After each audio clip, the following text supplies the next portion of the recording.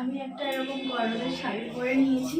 তো সবাই বলছে আমার এই শাড়িটার অস্তিত্ব থাকবে না, কারণ ওখানে নাকি সবাই খুব আলতা সিঁদুর ফিঁদুর সব নিয়ে হাতে থাকে, তো সব নাকি নষ্ট হয়ে যাবে। যা হয় হবে, মায়ের জন্য গেলে যাবে, ঠিক আছে?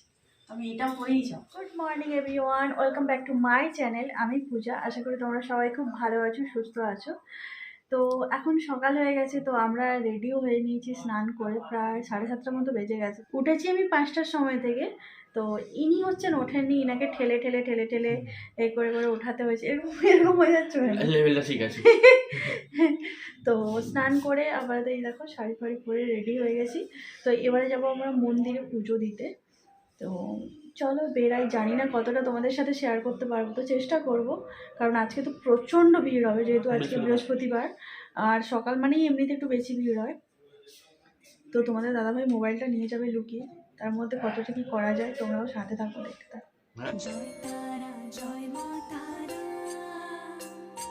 জয় বাব জয় মা তারা, তোর রাঙা পায়ে জবা হয়ে থাকবো আমি পড়ে, মা তোর রাঙা পায়ে জবা হয়ে থাকবো আমি পড়ে, তারা তুই ছাড়া কে শান্তি দেবে এমন জীবন জুড়ে, তারা তুই ছাড়া কে শান্তি দেবে এমন জীবন জুড়ে, মহাপীঠ তারাপীঠ, মহাপীঠ তারাপীঠ, জয় তারা জয় মা তারা,